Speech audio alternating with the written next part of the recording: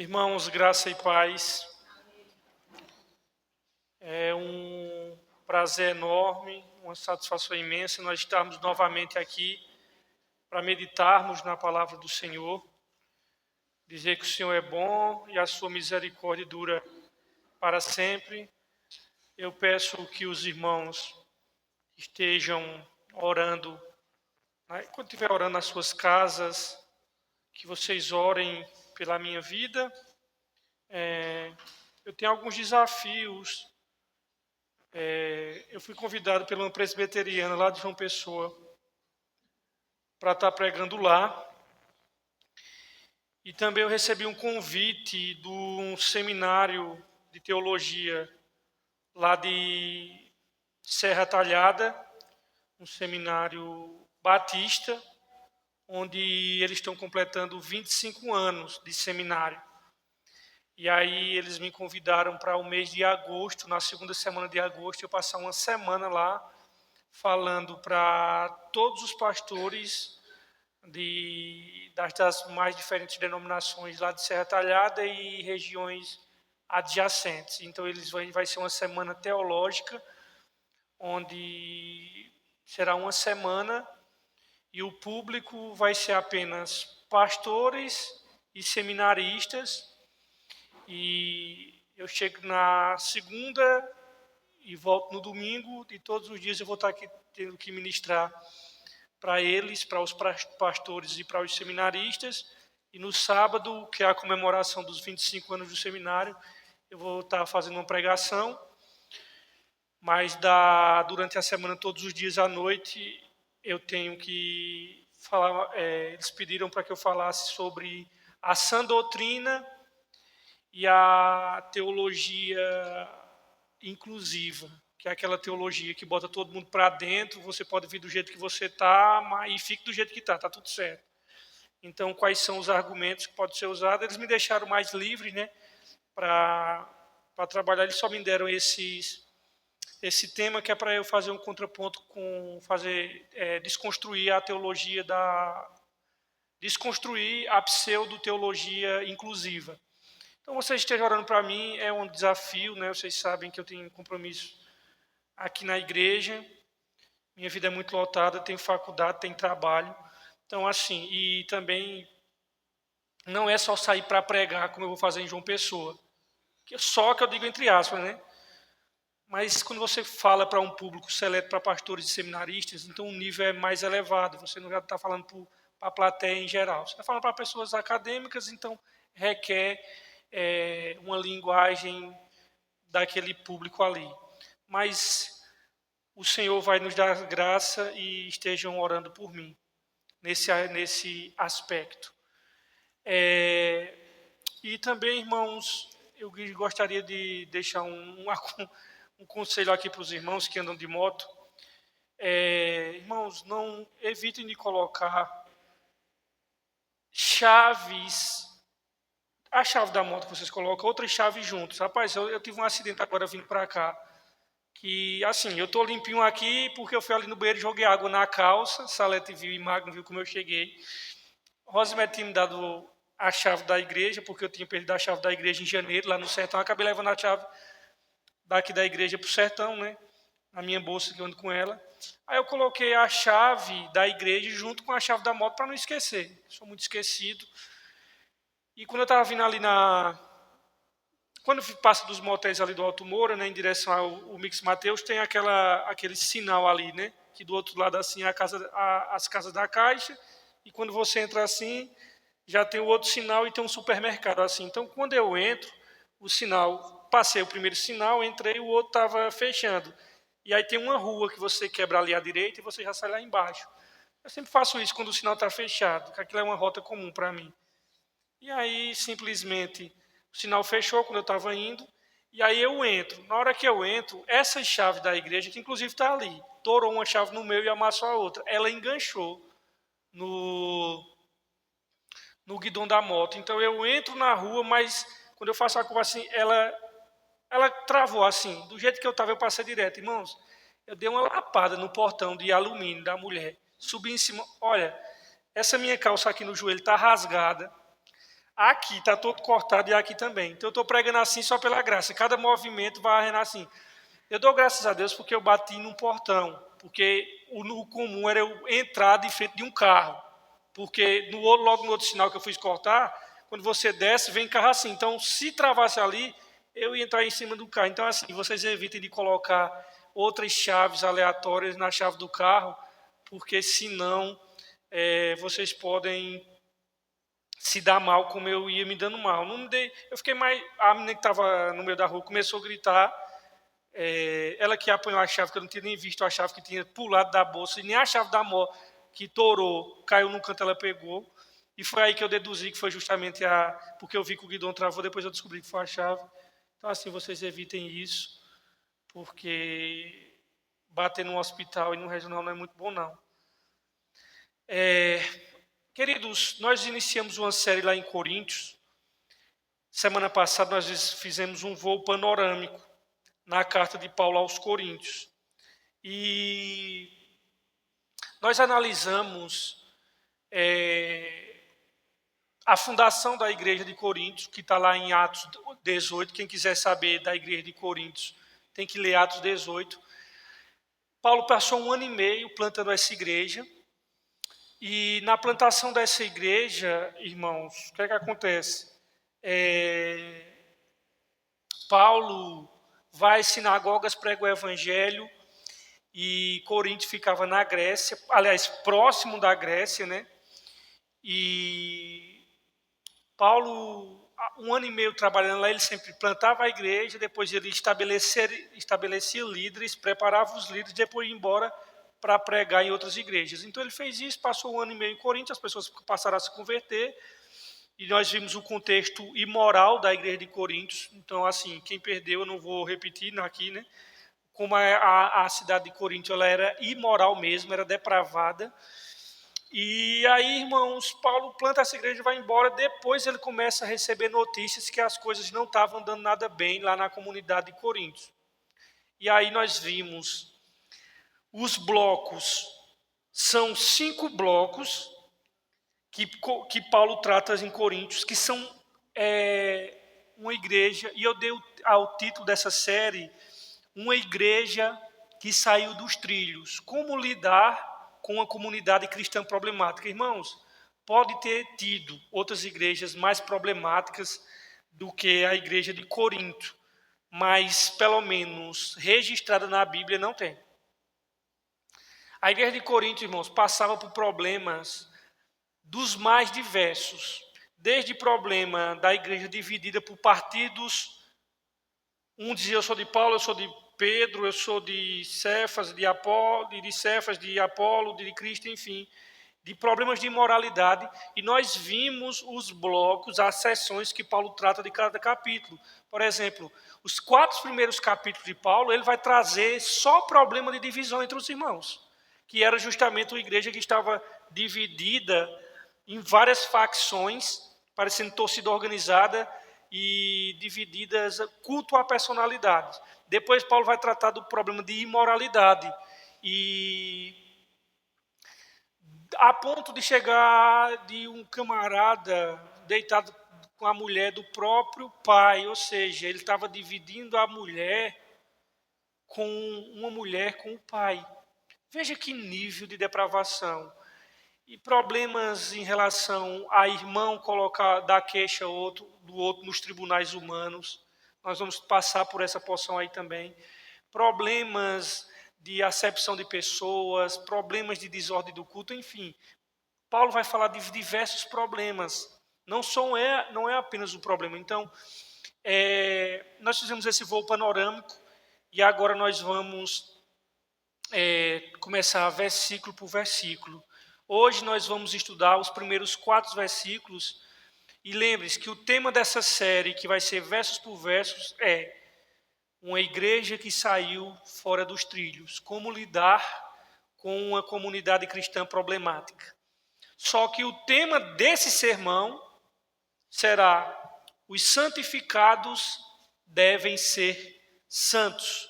Os santificados devem ser santos. Coríntios capítulo 1, versículo 1 até o versículo de número 4. Coríntios capítulo 1, versículo 1 até o versículo 4, todos encontraram?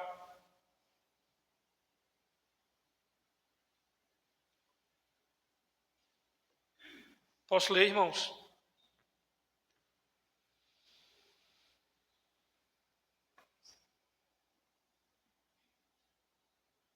Não sei se esse é o meu.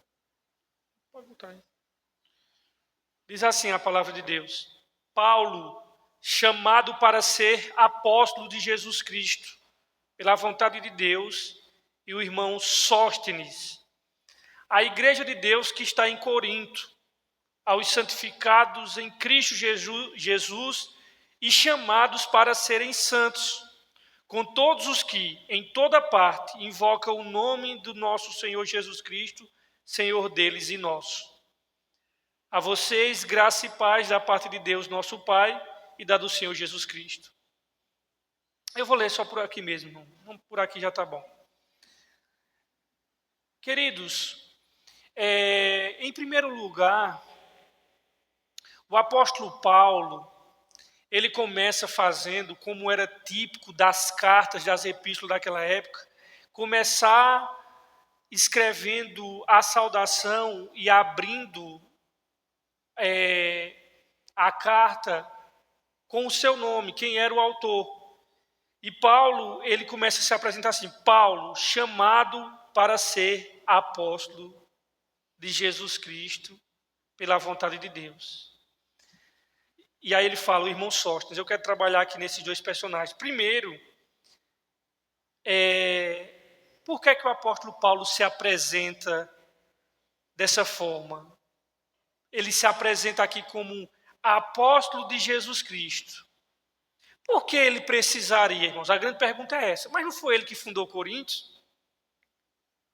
Se ele fundou, se as pessoas que estão ali são fruto do trabalho dele, inclusive a liderança foi ele que estabeleceu, por que é que ele já começa dizendo, obrigado, irmão, por que é que ele começa dizendo, eu sou Paulo, apóstolo de Jesus Cristo? Ora, e os irmãos, porventura, não sabiam, se ele foi o fundador daquela comunidade, se foi ele o primeiro missionário ali, se foi ele que foi pregar o evangelho na cidade de Corinto, que ninguém tinha feito isso, se ele é que tinha feito isso.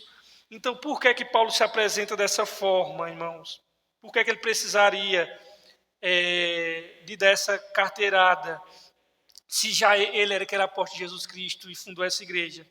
A resposta é que, entre o tempo que Paulo fundou essa igreja, ou seja, passando 1 ano e meio lá, e esse tempo que ele escreve essa carta, essa epístola, nesse interregno aí, irmãos, cresceu dentro da igreja de Corinto uma resistência ao apóstolo Paulo, que se reflete justamente nos 4 primeiros capítulos, onde essas facções, essas resistências, elas são refletidas na existência do partido de Pedro, no partido de Apolo, do partido de Cristo, e Paulo era apenas um partido dentro de uma igreja partida, vamos dizer assim.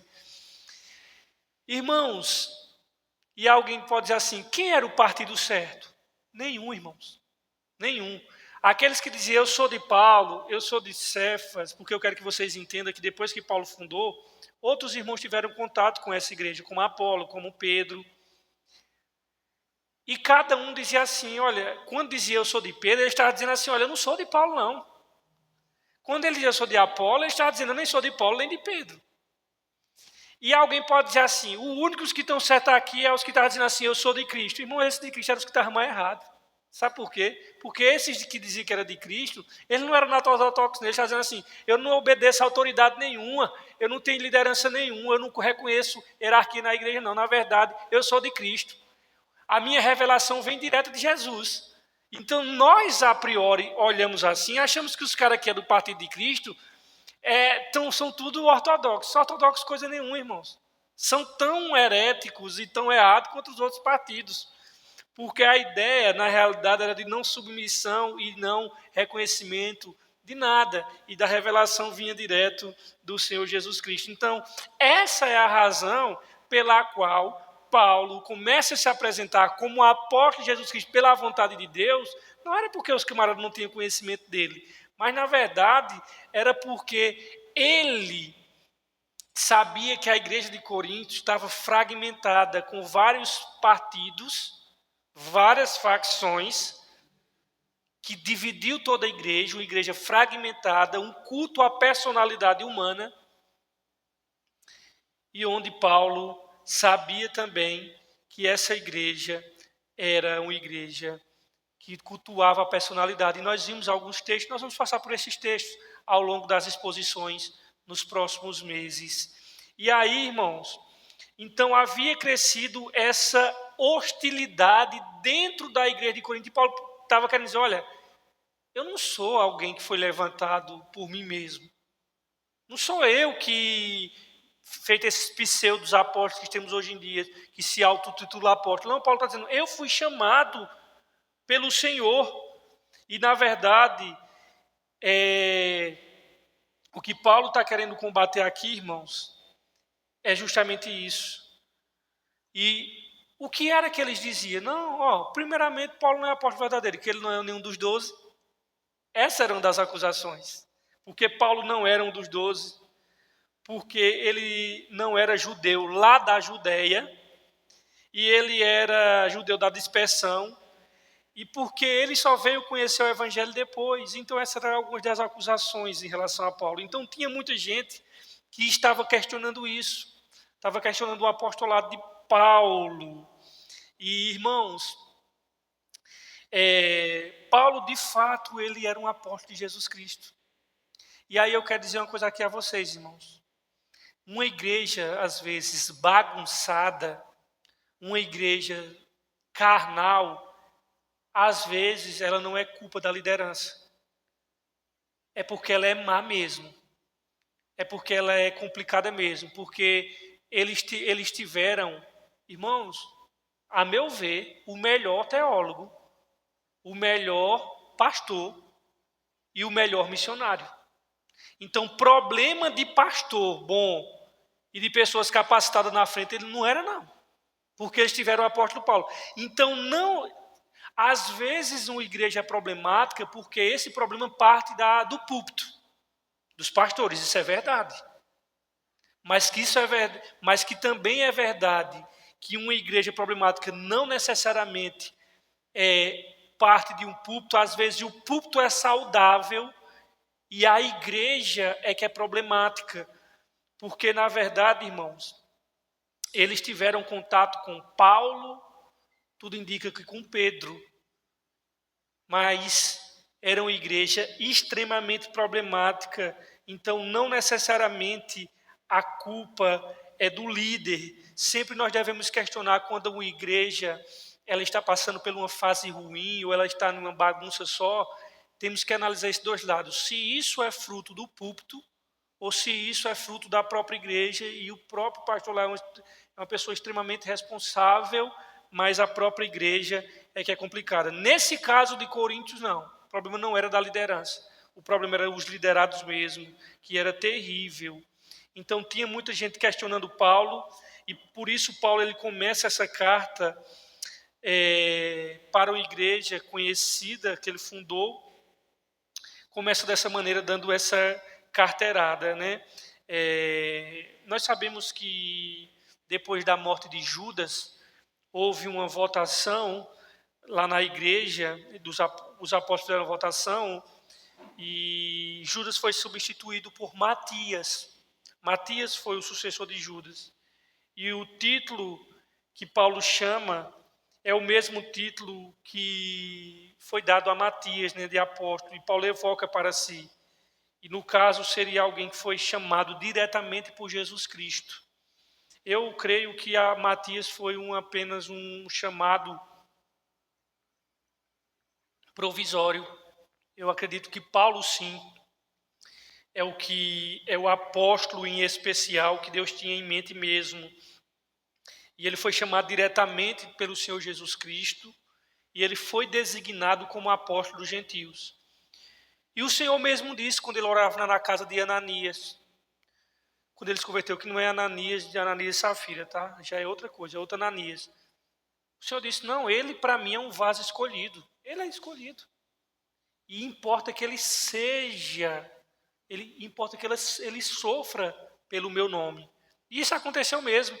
Ele sofreu pelo nome de Jesus Cristo. Ele foi testemunha de Jesus lá no caminho de Damasco. Quando ele estava, não era quando ele estava procurando invocar Jesus como Salvador, não, né? Vocês sabem que Rodrigo Silva, eu já disse isso e repito, é o maior cavalo de Troia no meio da igreja. Os crentes estão moscando com ele, chamando ele para cá, aquela coisa toda. Aquilo ali é um herege, irmão. Ele é um bom arqueólogo, cheio de heresia dos adventistas. E aí, Rodrigo Silva, eu sigo ele no Instagram, aliás, eu sigo todos os hereges no Instagram. E aí, o que é que acontece? Ele colocou, há uns meses, colocou uma foto, né? De tipo de Jesus batendo na porta assim, disse assim, ó, primeiro já começou o texto errado, né, que é aquele texto de Apocalipse, eis que estou à porta e bato, e aí ele aplicou na evangelização, e ele colocou assim, olha, Jesus está batendo na porta. Primeiro ele escreveu o texto lá de Apocalipse, né, mas a maçaneta que vai abrir é você. E ele aplicou aquilo totalmente no sentido de salvação. E aí eu fui lá no Instagram dele, botei embaixo, eu digo, pergunta se Paulo estava a fim de abrir. Aliás, eu coloquei o texto de Atos, né? E perguntei assim, pergunta se Paulo estava querendo abrir a maçaneta mesmo. Se Jesus, que ele colocou assim, Jesus só entra se você abrir a maçaneta. Eu disse, pergunta se Paulo abriu a maçaneta para Jesus Cristo entrar. E se ele queria abrir a maçaneta, porque o que eu vejo lá é Jesus passando por cima de Paulo. Aí eu disse mesmo assim, eu coloquei, entre as, usando essa linguagem, Jesus foi deu uma voadora no coração de Paulo, que pulou maçaneta, porta e tudo. Eu fiz questão de usar esses termos. Aqui, eu não estou vendo tal. Nem responder, ele respondeu. Irmãos, a verdade, irmãos, é que quando Paulo estava indo no caminho de Damasco, ele não queria aceitar Jesus, ele não estava a fim de ir para o culto, ele queria matar cristãos. Foi Cristo que quebrou o coração dele, irmãos. Foi isso que aconteceu. E Cristo pega ele ficou perturbado aquela visão, depois ele vai dizer que a luz de Cristo excedia a luz do sol.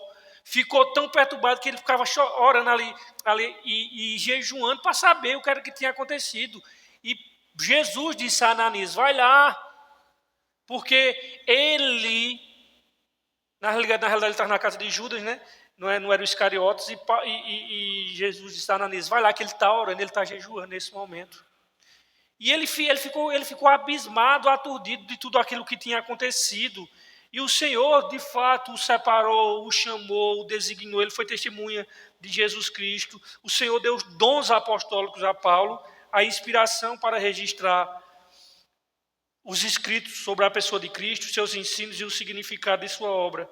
Então, nesse sentido, Paulo, ele não é apóstolo, como esses pseudos apóstolos nós temos em dia, irmãos, que se auto-intitulam apóstolo. Ele é chamado pela vontade de Deus. E às vezes nós somos tão superficiais porque diz assim, Paulo chamado para ser apóstolo.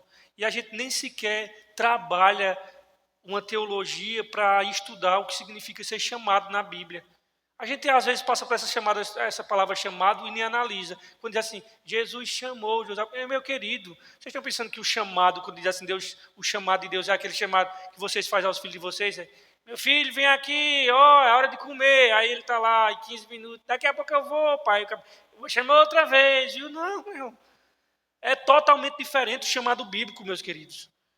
Chamado pela vontade de Deus. Ele não se fez apóstolo. Ninguém fez dele um apóstolo. Ele não se apresentou ao cargo, ele foi chamado por Deus. E o chamado de Paulo para ser apóstolo, a gente sabe quando se deu. Ele estava no caminho de Damasco, não para ir para um culto, não para adorar o Senhor, mas para prender cristãos. Quando o próprio Jesus lhe apareceu com o corpo glorioso, o corpo da ressurreição, e ali quebrou os grilhões do coração dele. Não é feito o Rodrigo Silva que disse, abra a maçaneta. Não, foi um tiro no coração de Paulo que voou. A maçaneta achava a porta, não sobrou nada, irmãos. É assim que o leão de Judá faz. Esse romantismo. Olha, ele está batendo, mas meu irmão, vocês não têm noção. A gente não queria Jesus, irmão. A gente não queria Jesus. Quem era que queria a gente fugir? Nós andávamos com as ovelhas desgarradas, como ovelhas, irmãos. E aí Jesus Cristo vai até Paulo, quebra ele, joga ele lá ao chão. Então foi um chamado direto, exatamente como os 12 que foram chamados diretamente por Jesus. Paulo foi chamado diretamente pelo Senhor Jesus. Paulo foi chamado pelo Senhor que lhe apareceu no caminho de Damasco. E é isso aqui que ele quer enfatizar. Paulo, chamado para ser apóstolo. Aqui você tem que ir lá para o caminho de Damasco, irmão. E lembre-se, todo verdadeiramente salvo, falando verdadeiramente, ele teve um caminho de Damasco na sua vida. Eu sei o meu, você deve saber o seu. Que foi aquele momento onde Jesus nos encontrou. Não é eu que encontrei Jesus. Foi Jesus que me encontrou, porque quem estava perdido fomos nós, não era ele, para a gente encontrar ele. Nós é que estávamos perdidos. E quem está perdido é que é encontrado, não é que encontra não. Então, no dia que Cristo nos encontrou, assim como ele encontrou Paulo, todo remido, ele teve um caminho de Damasco, que foi naquele momento que Cristo entrou no coração dele, que ele foi regenerado. E aí, irmãos, é isso que ele quer enfatizar aqui. Paulo, chamado para ser apóstolo. Esse encontro que ele teve lá no caminho de Damasco. E ele vai tratar desse assunto, desse apostolado dele no capítulo 4. Ele vai defender seu apostolado e depois também ele vai defender diante das falsas acusações também no capítulo 9. Em 2 lugares, Paulo vai bater forte, bater fundo nisso aí. Mas já na apresentação aqui, ele já está dando a carteirada, ele já indica de que lado a carta vai caminhar e para onde é que ele vai. Ele se apresenta como apóstolo de Cristo, que foi chamado por Deus aqui, que há ênfase em que Deus constituiu ele e a autoridade dele procede de Deus, não procede de ninguém. Por isso, nós devemos ouvir essa carta, porque aqui não é homem falando, aqui é o próprio Deus usando o instrumento humano para registrar aqui a sua palavra. E é o que ele vai falar no final do versículo 14. Se vocês acham que vocês são espiritual, então vocês reconheçam que o que eu estou escrevendo aqui de fato é a palavra de Deus. É assim que ele se apresenta. E aí, irmãos, Paulo, chamado para ser apóstolo de Jesus Cristo, pela vontade de Deus, não foi nem a dele, porque ele nem queria. E o irmão quem, irmãos? Vocês sabem quem é Sóstenes? Se eu fizesse uma prova do Enem dos crentes aqui, quem é Sóstenes na Bíblia? Vocês passariam? Por isso nós precisamos de Bíblia, irmãos. Nós precisamos de Bíblia. Queridos, Sóstenes, se você estuda a fundação da igreja de Corinto, que está lá em Atos 18, por isso que eu falei, as cartas de Paulo, irmãos, Filipenses, Coríntios, Tessalonicenses, você tem que entender essas cartas, você tem que correr para Atos, porque a fundação delas estiveram lá. E lá em Atos 18 vai dizer que Paulo, quando chega em Coríntios, Paulo de forma estratégica, ele procurava quem? Ele procurava primeiro as sinagogas, se tinham ali para pregar o evangelho para os judeus, depois ele pregava para o povo normal, para os gentios. E aí, Paulo chega na sinagoga, e um dos chefes da sinagoga, e eu estou falando aqui de 1 ano e meio, um dos chefes da sinagoga, aliás, o chefe da sinagoga chamado Crispo se converte. Então, ali ele já não ia ficar, né? Senão os judeus iam matar ele. Se converteu ele e toda a sua família. E aí, os judeus já começaram a pegar ar com Paulo, ficar irado com Paulo, e chamaram o procônsul chamado Galho. Disse, olha, esse Paulo aqui, ele está pregando tudo o contrário que a nossa lei diz. Aí Galho disse assim, olha, galera procônsul romano. Galho disse assim, olha, meu irmão, se fosse questões de jurídica, das questões da legislação de Roma, Eu ia até julgar, mas eu estou vendo aqui, isso é questão religiosa de vocês, judeus. Olha, tipo assim, ó, não tem nada a ver com a religião de vocês, não. Vocês se virem aí com vocês, estou nem aí. Quem era, nessa época, o chefe da sinagoga, se Crispo já tinha se convertido? Sóstenes. Sóstenes era o líder do movimento Fora Paulo, Fora Paulo.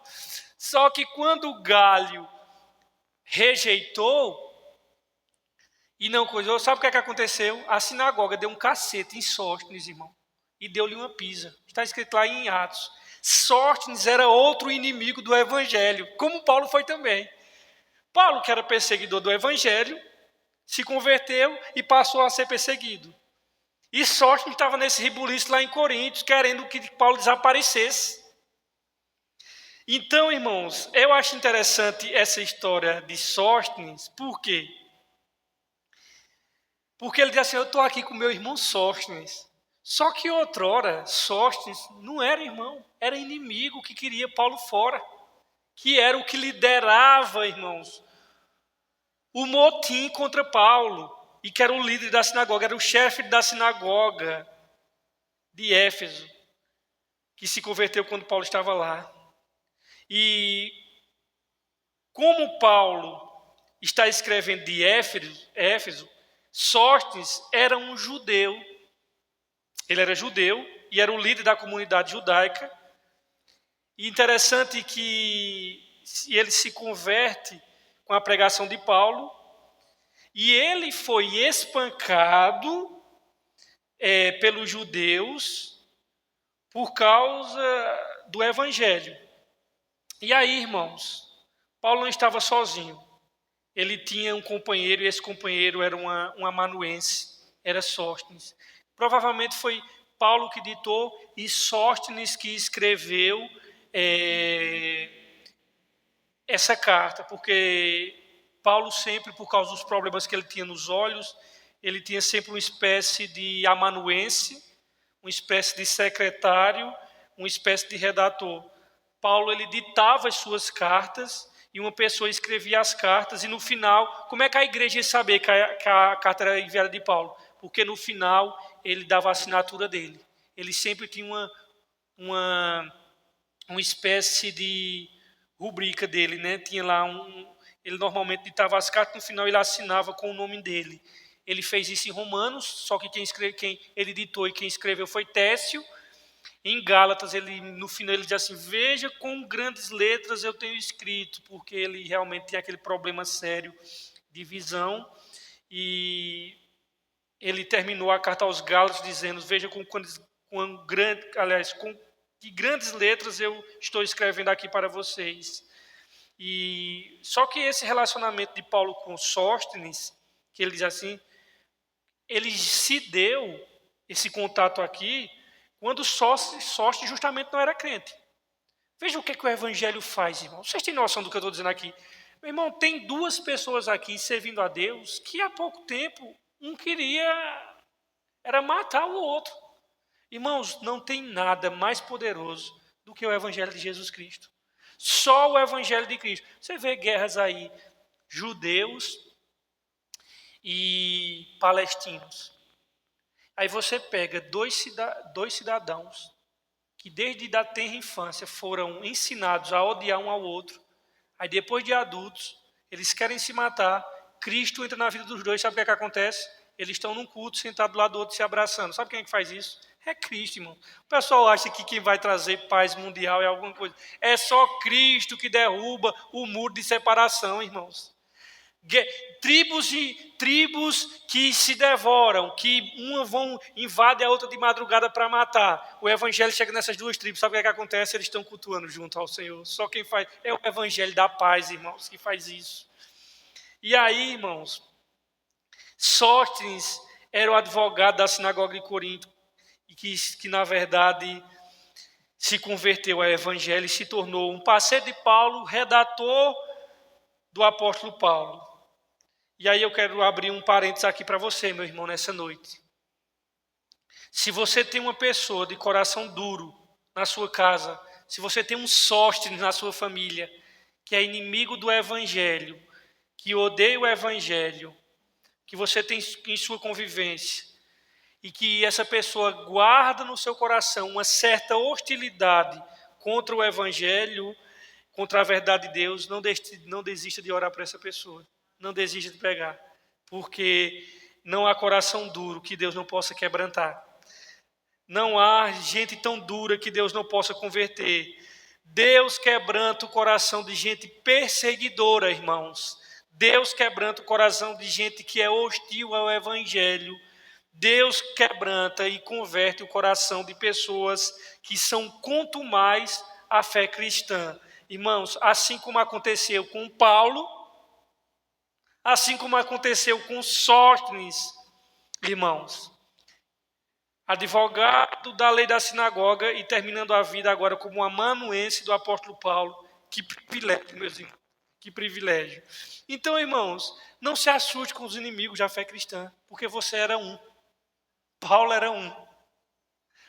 Todo ser humano, irmãos, por natureza, ele é um inimigo de Deus e ele não quer Deus. Eu quero que você entenda isso. Pegue 100 crentes, sempre digo isso, e diga assim: quem está aqui dizia assim, Deus me livre eu ser crente na minha vida. É o que eu tenho uma raiva de crente. De 100, irmãos. Conta-se nos dedos aqueles que nasceram na igreja e tal, não tiveram hostilidade. A maioria, ninguém queria ser crente. Eu não queria, irmãos. E o que é que aconteceu? Levaram a gente para uma sala de cirurgia no Sírio-Libanês e cortaram nossa cabeça e botaram outro cérebro dentro, foi? Foi não. Foi a cirurgia que só Deus pode fazer, que nós estudamos lá em Ezequiel. Tirar o coração de pedra e colocar o coração de carne. É milagre, irmão, conversão. É Deus que faz isso. É o Senhor que faz. E é Sóstenes que Paulo diz assim, e o irmão Sóstenes, o secretário de Paulo. E aí, irmãos, eu acho maravilhoso isso, porque Sóstenes, que é mencionado aqui no início da carta, não era só apenas o hospedeiro de Paulo, mas provavelmente a pessoa mais indicada para ser aquele que escreveu a carta ditada pela boca do próprio apóstolo Paulo. E aí eu quero ver com vocês, nós vimos as pessoas que se apresentaram, agora eu quero ver com vocês os destinatários. Porque se você notar comigo aqui, Paulo se dirige aos seus destinatários, já vimos quem escreveu, quando escreveu, e agora o porquê, e também nós vimos semana passada o porquê escreveu. Agora vamos ver a quem a carta é dirigida. Como é que Paulo nomeia os seus destinatários? Olha o que é que ele disse a respeito disso no versos 2. A igreja de Deus, que está onde, irmãos? A igreja de Deus que está em Corinto. Irmãos, aí ele diz, a igreja de Deus que está em Corinto, aos santificados em Cristo, em Cristo Jesus, chamados para serem santos. Os que em todo lugar invocam o nome do Senhor Jesus Cristo, Senhor deles e nosso. A primeira coisa que eu quero destacar nesse verso 2 aqui com vocês é uma coisa, irmãos, é que a igreja tem dono. E o dono da igreja está escrito no texto. A igreja de quem, irmãos? A igreja é de Deus, irmãos. A igreja não é de um homem. A igreja é de Deus. Não se trata, portanto, da igreja de Corinto, mas da igreja de Deus, que estava em Corinto. Assim como nós somos igreja de... Não é a igreja de Caruaru, não. Caruaru lá tem igreja. É a igreja de Deus que está em Caruaru. É diferente, irmãos. Por isso que nós temos dupla cidadania. Nós somos, de fato, cidadão brasileiro, somos pernambucano, mas essa cidadania aqui tem valor não, irmãos. A cidadania nossa é celestial, nós somos cidadão do céu. A igreja de Deus estava localizada onde? Em Corinto. Estava em Corinto, estava em Tessalônica, estava na Grécia, estava em Roma. A igreja de Deus está na Bolívia, está na Europa, está na Argentina, a igreja de Deus. E ela também está no Brasil, está em Pernambuco, está em Caruaru. A igreja de Deus está em todo lugar, irmãos. Mas a igreja tem um dono, ela é de Deus. Eu acho maravilhoso a igreja de Deus. Irmãos, Olha, cada dia que a pessoa mergulha dentro do povo de Deus, você diz, Senhor, a igreja é uma coisa maravilhosa. Você diz, Rafael, como é que tu diz um cenário desse? Rapaz, tu tá dizendo, o problema teu é que tu tá chamando de ovelha a quem Jesus chama de lobo. Esse é o problema. Agora, a verdade é, irmãos, que quando você começa a analisar, por mais que a igreja tenha problema, e eu não estou falando de universal, não, estou falando de igreja mesmo, dos crentes genuínos. Você vê um trabalho extraordinário de Deus, nessa multissabedoria de Deus em todos os lugares, irmãos. E eu quero dizer que se a igreja é de Deus, Deus nunca passou a procuração para nós, transferindo-nos o direito da igreja dele. A igreja é dele. É dele. A igreja só tem um dono, e o nome dessa igreja se chama Jesus. A igreja não é um prédio, a igreja ela é um corpo de pessoas às quais pertence ao Senhor Jesus Cristo. Apesar de todos os problemas que maculavam aquela igreja, que era a igreja mais problemática, que é uma igreja, irmãos, que eu não queria congregar nessa igreja, para falar a verdade, mas a maneira como Paulo se dirige a eles, primeiro Paulo diz assim, olha, a igreja de Deus, que está em Coríntios, apesar de todos aqueles problemas, a igreja ainda era a igreja de Deus. Vocês entendem, irmãos? Que eles ainda não chegaram ao ponto de Paulo dizer assim, vocês são sinagoga de Satanás. Onde ele usa para outros termos.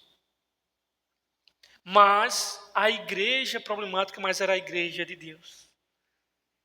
O que nos leva a pensar, irmãos, que apesar dos problemas, nós devemos ter essa paciência que Paulo tem com essa igreja, que inclusive está indo contra ele, que fundou. E aí Paulo tem essa paciência e lembra que o reino de Deus é maior do que a gente imagina, irmãos. Que a misericórdia de Deus está para além do que a gente possa imaginar. Porque eu, um pecador desgraçado, não queria congregar em Corinto. Uma igreja complicada dessa, e Paulo se dirige a eles como sendo a igreja de Deus, ou seja, a igreja que pertence a Deus. A igreja de Deus. Mas ela também é a igreja que está em Corinto. A igreja de Deus, ela se expressa localmente. É a igreja de Deus composta daqueles que Deus amou. E interessante, irmãos, que ele diz a igreja de Deus que está lá. Está ali, num endereço, num local, numa geografia, num território. E isso que está dizendo aqui, irmãos, é verdade a respeito de nós também. Nós somos a igreja de Deus que está em Caruaru. Sabe o que é que muda daqui para lá? Nada. Só a geografia e a cultura. Porque a igreja continua sendo de Deus. Só que, em vez de ser em Corinto, nós estamos aqui em Caruaru. Como também tem igreja de Deus agora lá em Recife. Numa comunidade rica ou numa comunidade pobre.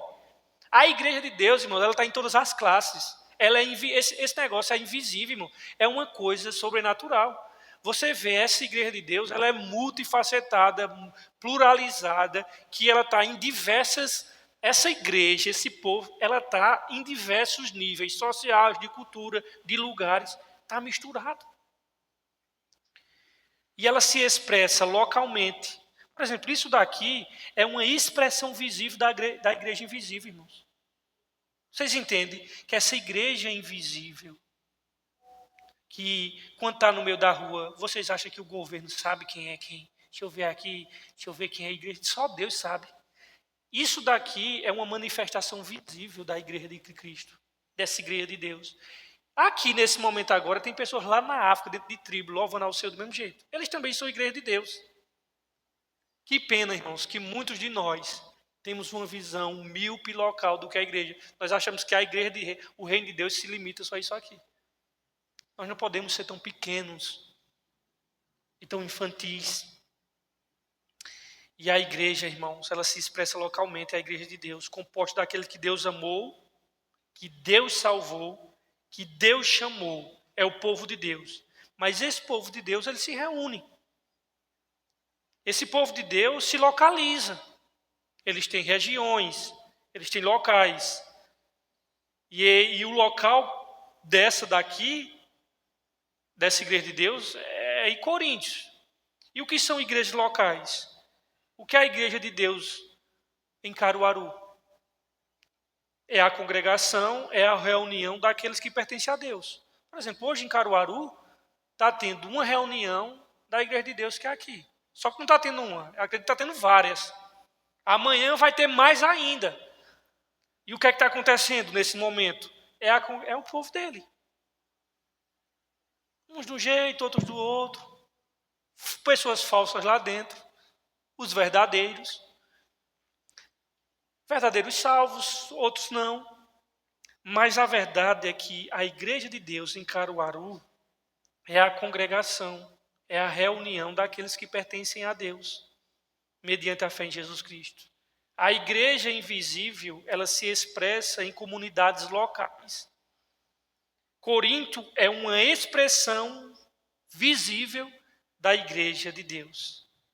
A igreja de Deus, irmãos, em Corinto, é composta daqueles que Deus separou do restante da cidade de Corinto. Vocês entendem isso? O que nós somos nós aqui? Nós somos um povo que Deus separou da restante do pessoal de Caruaru. Eu quero que vocês entendam isso. Isso é muito importante, irmãos. Nós entendermos disso, porque o que é santo? Santo é separado. Foi Deus que nos separou, irmãos. Quando você vai estudar a fundação da igreja de Coríntios, Deus chegou em Paulo e disse assim: Paulo, olha, deixa eu te dizer uma coisa. Presta atenção nisso aqui, irmãos, isso é muito sério. Paulo, não desanime. Eu quero dizer a você que nenhum mal vão fazer a você. Porque eu tenho pessoas nessa cidade. Prego o evangelho porque ainda eu tenho pessoas dentro dessa cidade. Irmãos, sabe por que nós vamos pegar o evangelho em Caruaru? Porque Deus tem pessoas aqui dentro que vão se converter. Então, o que nós somos aqui? Nós somos, irmãos, um povo que Deus separou do restante da cidade. Assim como outras comunidades cristãs aqui, que Deus separou dos demais de Caruaru. Por isso que nós somos santos, separados. E a igreja de Corinto é composta daqueles que Deus separou da cidade. A igreja é chamada para a santidade. A santificação, e aí eu quero que você preste atenção no verso 2, a igreja de Deus que está em Coríntios, aos santificados em Cristo. Eles são santificados em Cristo. A santificação, irmãos, ela tem dois aspectos importantes. Os santificados precisam ser santos. Os santificados precisam ser santos, porque ele diz assim: a igreja de Deus está em Coríntios. Há o quê, irmãos? Eles são o quê?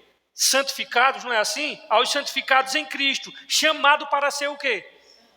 Gente, eles são santificados em Cristo, mas eles são chamados para ser santos. É isso aí, porque a santificação tem dois aspectos importantes. Os santificados precisam ser santos. A primeira santificação é a santificação posicional, quando ele diz assim, santificados em Cristo. Eu vou trabalhar, irmão, nesses dois aspectos. A santificação posicional, a igreja ela é chamada para a santidade. Quando ele fala, a igreja de Deus que está em Corinto, e aí agora veja essa frase, a frase, irmãos aos santificados em Cristo. Quando ele diz assim, irmãos, os que são os santificados em Cristo, essa primeira aqui, santificação, é a santificação da justificação. Ele foi separado, ele foi salvo, ele foi redimido. Isso tem a ver com a justificação pela fé. Quando ele diz aos santificados em Cristo, chamados para ser santos, esse segundo aqui tem a ver o seguinte: olha, vocês já foram santificados em Cristo, separados em Cristo, isso tem a ver com a justificação pela fé. Agora, vocês foram separados, vocês devem viver no modelo pelo qual vocês já foram chamados. Que agora vocês são filhos de Deus. Vocês foram separados por Deus. E aí, quando ele diz chamados para ser santo, agora tem a ver com a santificação, tem a ver com a vida cristã. E é muito interessante pensar nisso. Você lê isso aqui, e às vezes quando não estuda, e você lê isso aqui e pensa, mas como é que pode aquele povo imoral, nós vimos, latinha, ladrão, roubador, avarento, maldizente, e como é que Paulo está dizendo aqui que eles são santificados em Cristo? Como é que uma pessoa, como é que uma igreja, onde tem pessoas que agem de um jeito podem ser santificadas em Cristo, com esse tipo de comportamento. É possível ser santificado em Cristo? Em primeiro lugar, irmãos, a santidade não é uma questão de obras. Quero que você entenda isso. E espere eu terminar o argumento. Às vezes nós pensamos, e você deve ter aprendido, se você não aprendeu isso, você deve aprender bem que santificação não é uma questão de obras. E esse assunto precisa ser urgente e nefrálgico para você, para a sua melhor caminhada com o Senhor Jesus Cristo. Com todos os problemas, a igreja de Corinto era uma igreja de santificados. Você diz, mas agora eu não estou entendendo. Eu não estou entendendo isso. Como é que ela era uma igreja de santificados se eles eram... E a pergunta que surge é, como eles eram santificados, ou melhor, como é que uma pessoa pode ser santificada? Veja, a pergunta é, como é que uma pessoa pode ser santificada? E eu estou partindo aqui. Como é que ela pode ser santificada? Primeiro, abra lá em Hebreus 10, por favor. E marque aí em Coríntios que a gente vai voltar para cá. Hebreus 10.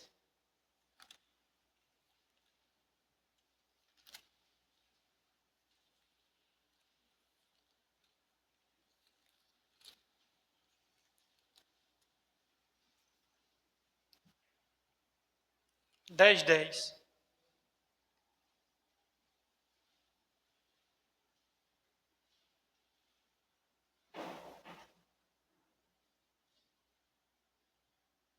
Posso ler Hebreus 10.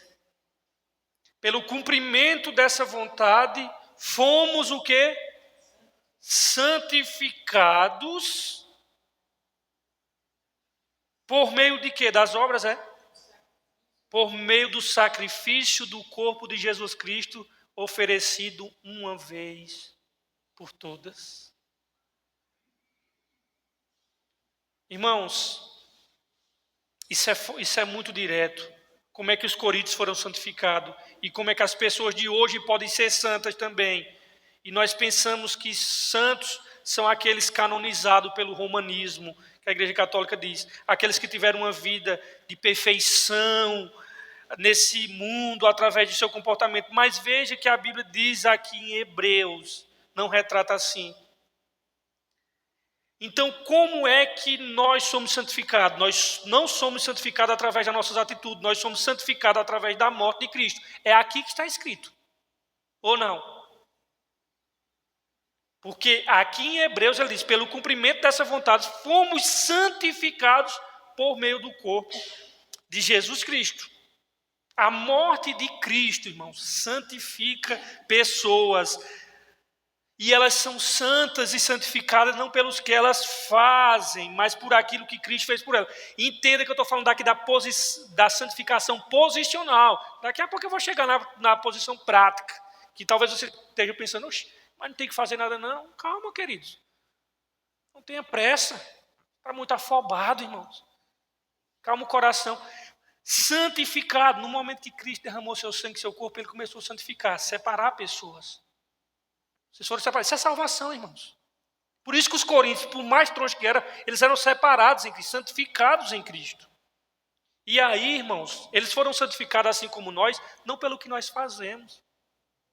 Entende que nesse aspecto da santificação posicional, não é obras que está em jogo, mas é pelo que Cristo fez por ele. Suas injustiças são lançadas em Cristo. E a integridade de Cristo é lançada sobre os pecadores. E quando essa santa operação de fé acontece, quando essa santa permuta acontece, uma pessoa é imediatamente santificada. Maravilhoso isso, né? Vamos pegar outro texto para reforçar. Eu estou lá em Coríntios, nós chamamos em Coríntios. Eu vim aqui para Hebreus só para reforçar ali. Eu vou pegar outro texto lá de Atos para reforçar também o que está lá em Coríntios. Vamos lá para Atos, por favor. Atos 26. Para vocês entenderem que a santificação, ela acontece, na verdade, não é pelas nossas obras, mas Cristo que faz isso. Vamos lá para Atos 26, 18.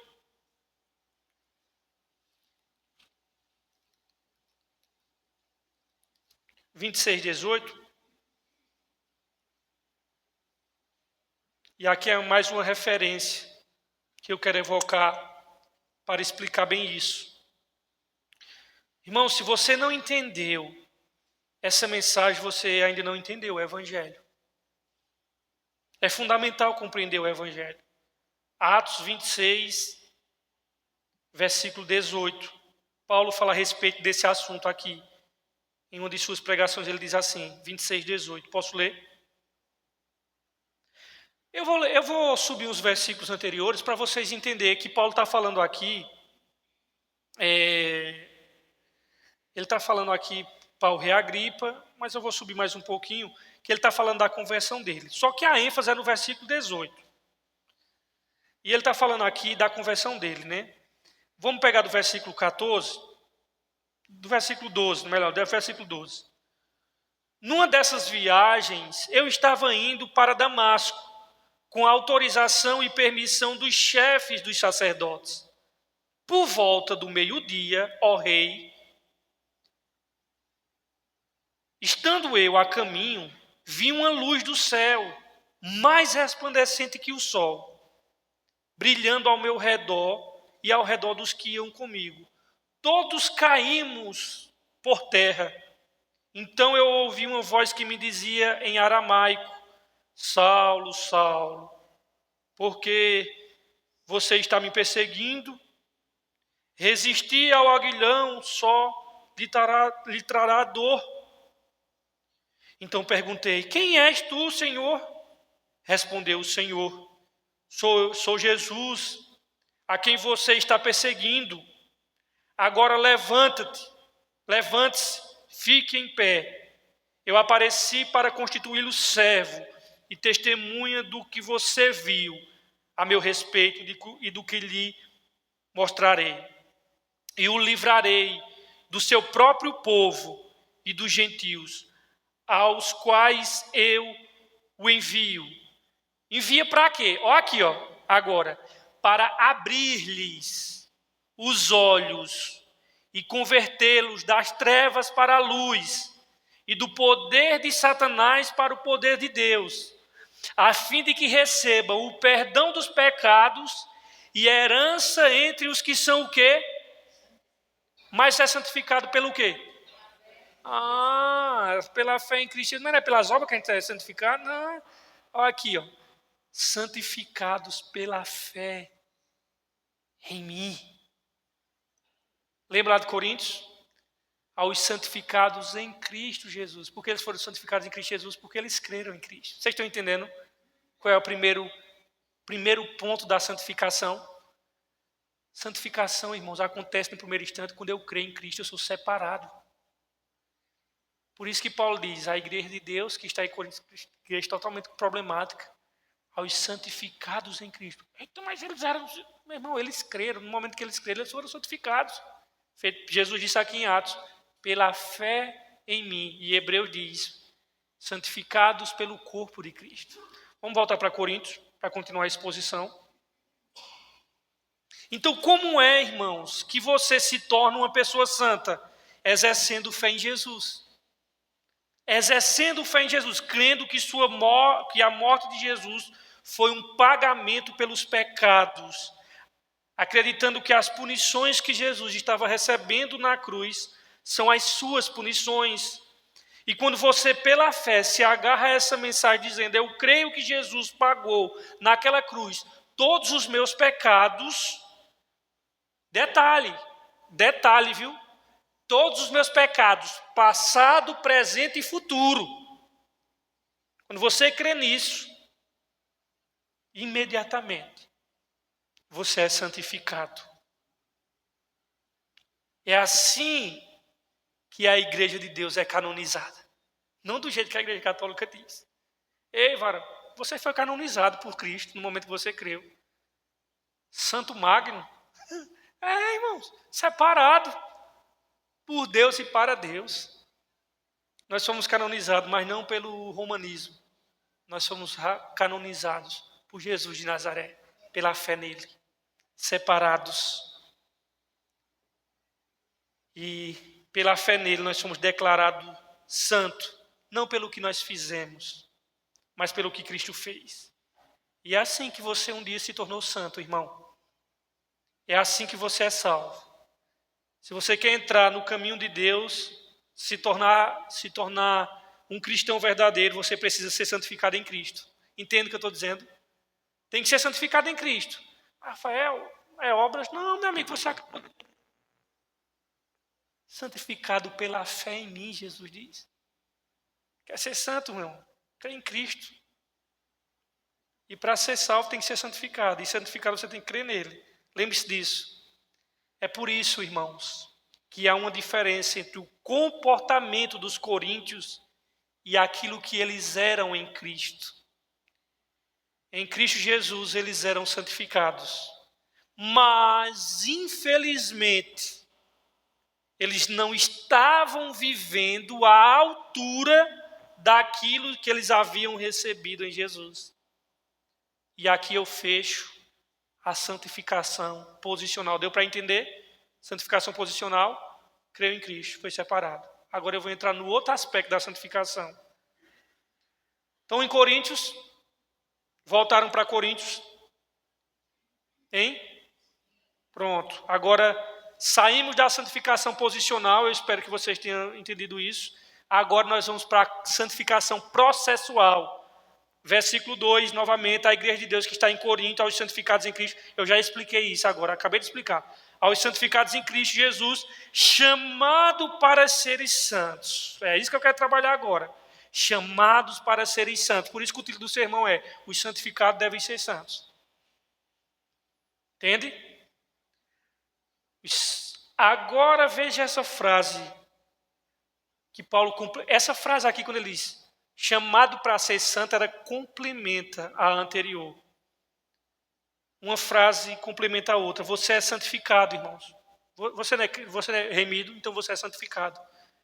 Mas também você é chamado para ser santo.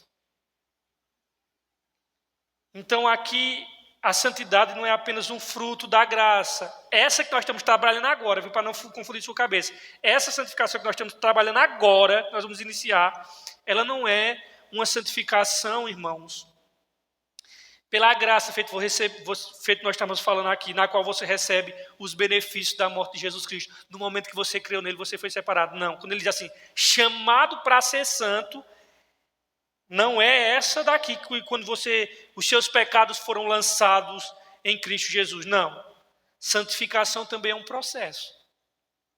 Então, Paulo está dizendo assim, o Deus que santificou vocês por meio da morte e da ressurreição de Cristo, agora chama vocês para praticar essa santidade. Entende? É isso que ele está dizendo. Então vocês precisam ser santos na alma, no corpo, nos sentimentos, nos relacionamentos, nas percepções. Essa vocação mais básica de vocês.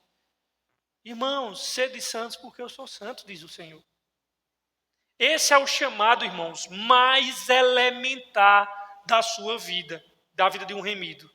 Irmãos, o fato de você ser chamado para a santidade, você ser chamado para ser santo, ele vem antes de sua carreira, isso vem antes do seu casamento, isso vem antes dos seus filhos.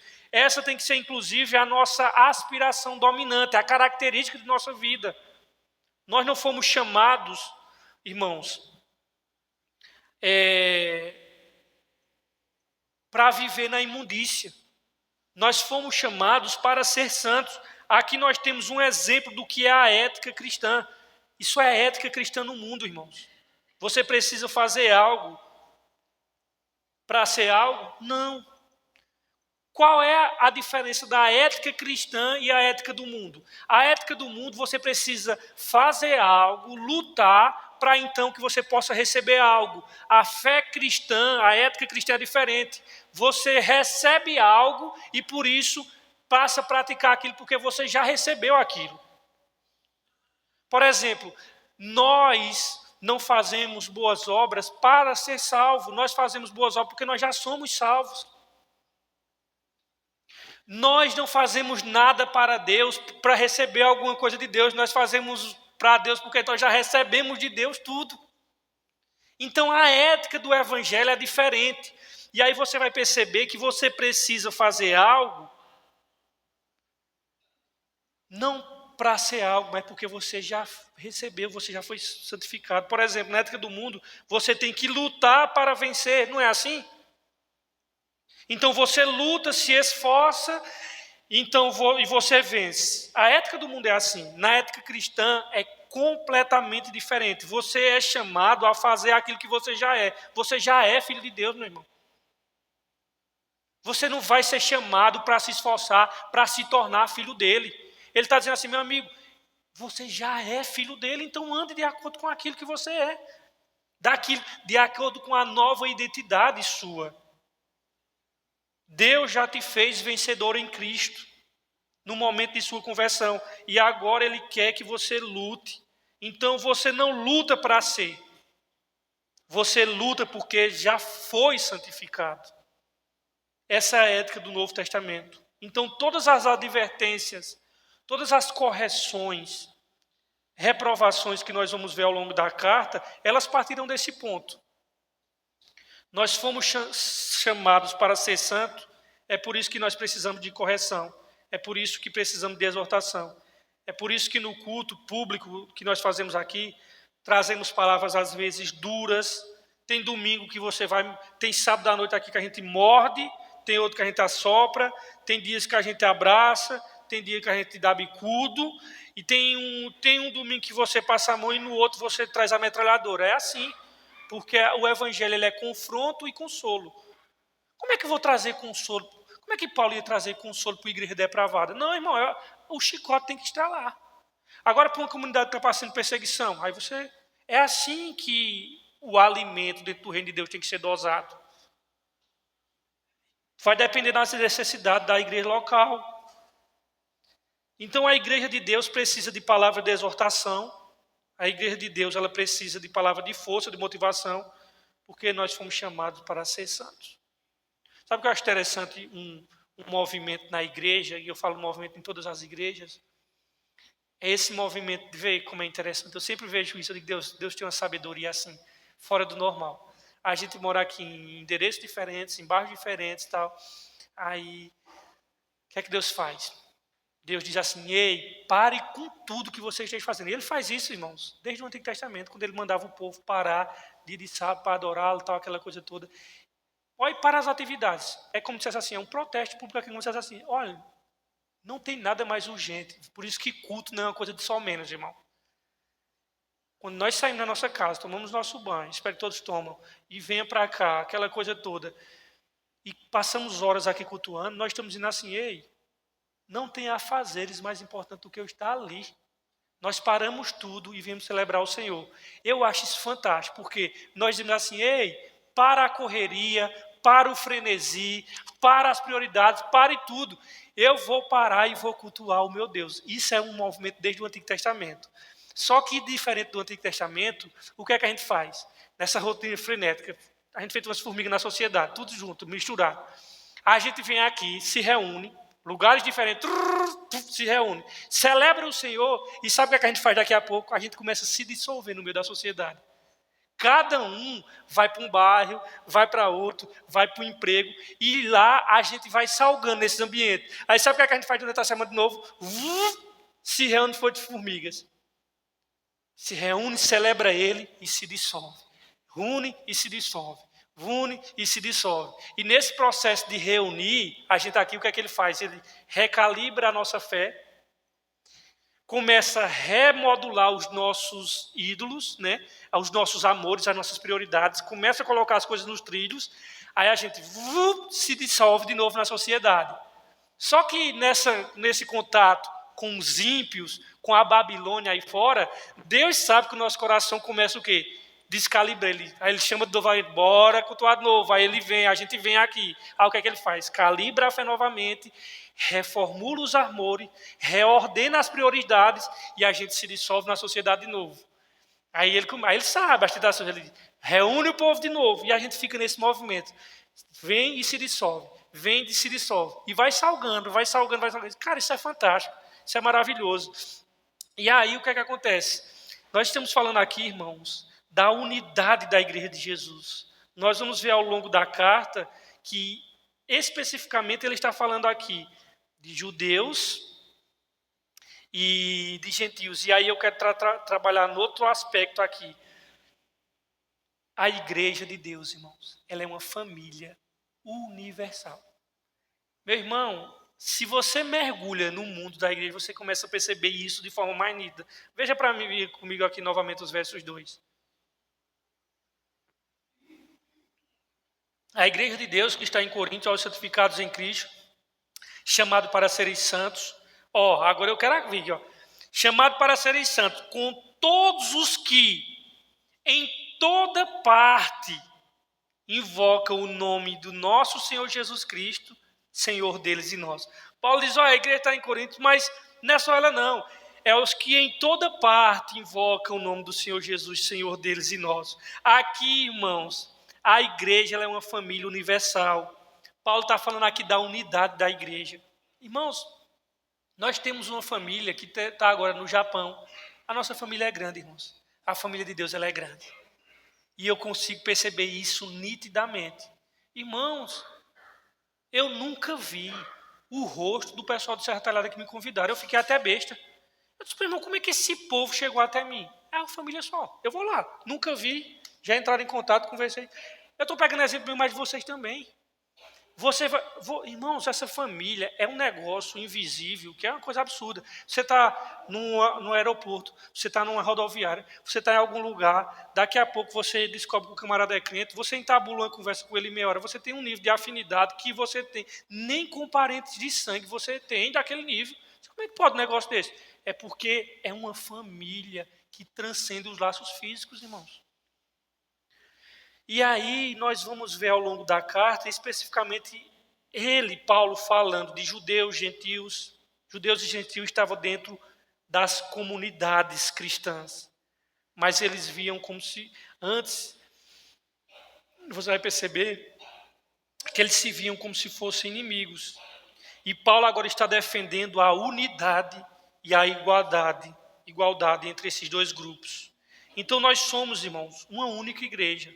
Nós não temos diferença entre nós e os nossos irmãos que estão sendo perseguidos lá fora, uns irmãos bolivianos, argentinos, japoneses, africanos, de qualquer tribo aí, de cultura totalmente diferente da nossa. Sabe por quê? Porque a gente tem essas separações, mas na visão do nosso Pai é uma família só. É uma igreja só, irmãos. E aí o que é que acontece?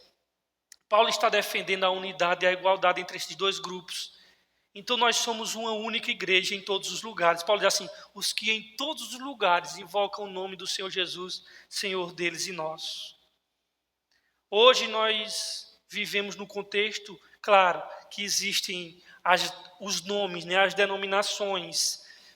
Há muitos tipos de igreja. Nós temos batistas, congregacionais, nós temos presbiterianos, nós temos metodistas, anglicanos, igrejas independentes, que a nossa é uma igreja independente. Essas igrejas, elas são distintas, têm suas particularidades, cada um tem sua cultura, tem seus métodos, suas maneiras, suas ênfases, tem suas idiosincrasias. Alguns têm umas ênfases doutrinárias em alguns aspectos, né? No entanto, irmãos, há elementos comuns que unem todos nós, todas as igrejas verdadeiras. Sabe qual é o elemento comum? Está no versículo. Eles invocam o nome do Senhor Jesus Cristo, Senhor deles e nosso. É como se o apóstolo Paulo estivesse dizendo assim, quando nós oramos, quando nós nos curvamos o nosso joelho diante do trono da graça, todas as distinções caem. Por isso que é uma das coisas que eu acho mais fantástico na Juvep é isso. É que você chega lá, tem um monte de crente, que eu digo, meu Deus, isso não vai dar certo não. Placas de igreja diferentes, isso vai dar uma cacete aqui. Rapaz, isso é coisa maravilhosa, mano. As placas caem e só fica o sumo, só fica a igreja de Cristo. Você diz, realmente, Senhor, É o evangelho puro ali, é uma coisa maravilhosa. Então, irmãos, quando nós ficamos de joelhos, oramos, quando nos curvamos ao trono da graça, todas as distinções caem por terra, nós somos uma única igreja. Nessa noite aqui nós temos muitas igrejas diferentes do mundo inteiro. Irmão, agora veja bem, eu estou falando igreja, viu? Porque se você chegar ali na Universal e dizer, eita, é tudo uma coisa só, meu irmão, você não entendeu nada não. Estou falando de igreja, e não de casa da moeda e nem sinagoga de Satanás. Estou falando de igreja. De igreja. E eu espero que você já tenha maturidade para distinguir. Mas nesta noite, irmão, nós temos igrejas diferentes do mundo inteiro, reunidas. Mas quando elas estão orando, elas são uma única comunidade diante do Criador. E é muito belo você pensar isso. Por exemplo, hoje é à noite. Amanhã é domingo. E há uma unidade que atravessa as nossas diferenças. Você saber que, pronto, amanhã de manhã terá milhares de pessoas em vários lugares do país, no mesmo horário, louvando ao Senhor Jesus Cristo. Adorando o Senhor Jesus Cristo. Você se alegra com isso ou você só queria que Jesus Cristo fosse adorado aqui? Ou você está feito aquele filho mais novo que tem ciúme dos outros? Tenha não. Fique feliz por milhares de pessoas estar adorando Jesus Cristo. Porque isso é o fruto do trabalho da alma dele. O cordeiro é digno do seu sacrifício. E aí, irmãos, é belo nós pensarmos isso, que a unidade atravessa as nossas diferenças temporais. E aí, irmãos, Paulo encerra a carta com uma saudação. Misericórdia, eu já passei isso tudo, foi. Meu Deus do céu, vamos encerrar agora, irmãos. Que eu achava que eu tinha... Mas eu estava aqui, eu não tinha nem percebido. Espero que você esteja igual a mim, você esteja orando, pedindo para acabar, né? E ele encerra com a saudação. E essa saudação é maravilhosa. Se tornou, inclusive, o vocabulário de muitos cristãos, inclusive o meu, né? Ele diz assim, graça... Ó aqui, ó. A você, versos 3, a vocês graça e paz da parte de Deus, nosso Pai, e do Senhor Jesus Cristo. Graça e paz da parte de Deus, nosso Pai. Essa é uma saudação comum, Paulo faz isso na sua epístola. Graça é a saudação típica do Novo Testamento, paz é a saudação típica dos judeus, né? Shalom, a palavra haris, que no grego, né? E paz vem de uma... E a paz shalom, ela é judaica, né? E eu acho interessante é que por meio da graça e da paz foi que o Senhor Jesus nos salvou, né? Nós recebemos a graça e por isso nós temos paz com Deus. E irmãos, quantas pessoas, infelizmente, são pessoas que não experimentam nem a graça e nem a paz. A paz, antes de tudo, é um estado de serenidade na alma, irmãos. De alguém que tem certeza da salvação. De alguém que vive sem fobia da eternidade. De alguém feliz porque tem paz com Deus. Feliz por quem é em Deus. E que está aguardando todas as promessas de Deus. E eu quero fechar dizendo, irmãos, o seguinte. O que é que esse texto tem a nos ensinar? Eu queria começar me dirigindo aqui a quem não tem Cristo. Se não tem Cristo nessa comunidade aqui, você precisa ser santificado. E para ser santificado, você precisa crer nele. Crer no Senhor Jesus Cristo. Não é fazer melhoras na sua vida, não. É crer nele como seu Salvador, o único Senhor de sua vida. Se você creu em Cristo Jesus, então, que Cristo morreu na cruz e pela fé, tomando parte no que ele fez, dizendo, eu creio que esse pagamento foi em meu favor, foi em meu lugar, nesse momento você é santificado, se você creu nele. Todo o seu escrito de dívida vai ser rasgado, todos os seus pecados serão imediatamente purificados, perdoados, e você, daqui para frente, vai receber graça e a paz. Só quem tem graça e paz é quem tem Jesus Cristo.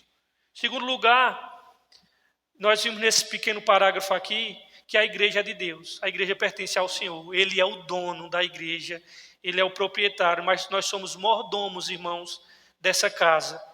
E isso deve despertar em nós uma reflexão muito importante. Para quem é que você está realizando as coisas aqui na igreja? A igreja é de Deus. É para quem você faz. Primariamente, é para Deus. Então, tudo que você faz, tudo que você realiza para o bem da igreja, para a promoção da igreja, no final das contas, você está fazendo, irmãos, é para o Senhor, viu? Tenha consciência disso. A igreja, ela é de Deus. Se você faz alguma coisa aqui que promova o bem-estar dos santos, você está fazendo para Deus, porque a igreja é dele. Por isso que o trabalho não é em vão. É por isso que nós temos aqui que amar a igreja. É por isso que a igreja tem que ocupar um lugar importante nos nossos afetos. Sabe por quê, irmãos? Nós temos que amar a igreja porque Deus ama a igreja. Sabe quando Pedro disse que amava Jesus Cristo? Sabe como é que Cristo disse que Pedro deveria demonstrar o amor dele por Cristo? Como? Apacenta o meu rebanho. A igreja de Cristo é sofrida, irmãos. Ela precisa de pessoas que se deem por ela, que sofra por ela e que se dedique por ela. Porque o que tem de pessoas más dentro da igreja, que só atrapalha e fala mal da igreja, a gente tem muitos. Nós precisamos de pessoas que se deem por ela, que amem a igreja de Cristo, dizendo assim: Senhor, eu sei que esse povo é teu e que tu ama esse povo, então, para a tua glória eu vou fazer isso. Deus ama a igreja com todos os seus problemas. Está aqui uma igreja que nós estamos estudando, terrivelmente problemática, mas é o grupo de santificado em Cristo. Irmãos, se Deus ama a igreja, nós devemos amar. E é por isso que você tem que servir na igreja, orar pela igreja, falar, servir a igreja, ministrar na igreja, usar os dons que Deus lhe deu. Os dons que Deus lhe deu não foi para você não, irmão, foi para a igreja. Você já pensou que todo dom que Deus dá é para a igreja dele, não é para você? Ele entregou para você servir a igreja. E tudo que nós fazemos, irmãos, devemos os múltiplos ministérios que nós temos aqui. Vocês estão servindo a Deus.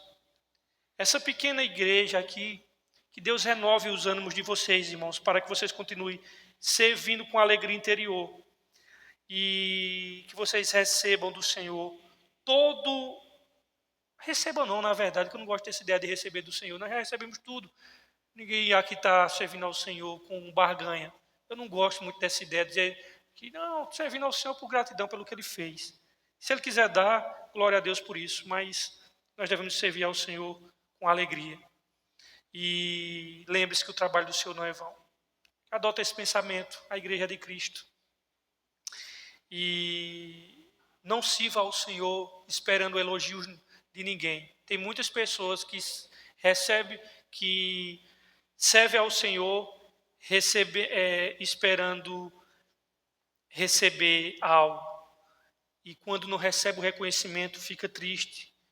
Rapaz, faça igual os 24 anciões quando receberam a coroa. Sabe o que eles fizeram de lá em Apocalipse? Pegaram as coroas e lançaram ela aos pés de Jesus Cristo. Essa é uma boa demonstração. Pegue todo o reconhecimento. Se você é uma pessoa dedicada no reino de Deus, receba elogios dentro do reino de Deus. Tenha a postura dos 24 anciões. Pegue isso e deposite aos pés do Senhor, porque isso aí é a graça dele em sua vida. Senhor, obrigado pelo privilégio de servir. Então nós devemos entender que nós somos mordomos. E eu espero também ter ficado claro para todos nós que tudo aquilo que nós já somos em Cristo, nós precisamos apenas andar de aquilo que nós já somos. Essa é a relação que o apóstolo Paulo fez entre os santificados que devem ser santos. E aí, irmãos, se nós já somos santificados, andemos de acordo com aquilo que nós somos. E eu quero dizer uma coisa aqui a você. É que não há pecado, não há traço de temperamento nocivo, não há falha no caráter que não possa ser superada.